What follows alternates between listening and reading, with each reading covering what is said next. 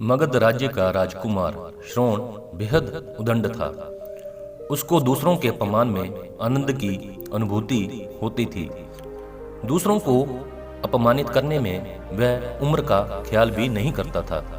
जब माता पिता उसकी हरकतों से बहुत परेशान हो गए तो उन्होंने अपने महल में भगवान बुद्ध को आमंत्रित किया। बुद्ध जब महल में आए तो उन्होंने राजकुमार के विषय में सभी बातें सुनी हुई थी। उन्होंने राजा से राजकुमार को प्रवचन में लाने के लिए कहा। श्रोण अपने पिता के साथ आया और प्रवचन की समाप्ति पर वह बुद्ध के चरणों में लोट हो गया। बुद्ध के प्रवचनों से प्रभावित होकर वह बौद्ध धर्म में दीक्षित हो गया। उसका जीवन पूर्णतः बदल गया।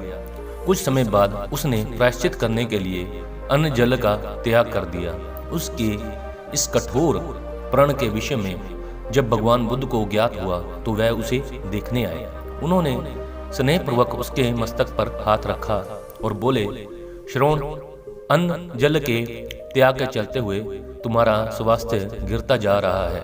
तुम संगीत के जानकार हो, अतः उससे जुड़े मेरे एक प्रश्न का उत्तर दो। क्या वीणा के तार ढीले करने पर उससे स्वर लहरी फूटती है? श्रोण ने जवाब दिया, नहीं भगवान। बुद्ध ने पुनः प्रश्न किया, तब तो तारों को खूब कसना पड़ता होगा। श्रोण बोला, नहीं, अधिक कसने से तार टूट सकते हैं। तब तथागत बोले, वीणा से मधुर संगीत निकालने के लिए उसके तारों को ना तो अधिक ढीला रखना चाहिए और ना ही अधिक कसना चाहिए। इसी प्रकार हमारा जीवन भी एक वीणा की तरह ही है, जिसे भली भांति चलाने के लिए सभी वस्तुओं का पूर्ण त्याग उचित नहीं है। श्रोण ने कठोर प्रतिज्ञा से मुक्ति ले ली और सहज जीवन जीने लगा।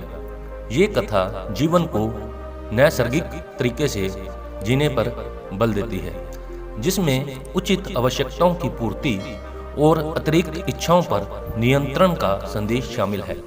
यदि जीवन को आवश्यकता पूर्ति और संयम के संयोग से संचालित किया जाए तो परम शांति प्रदायक होती है।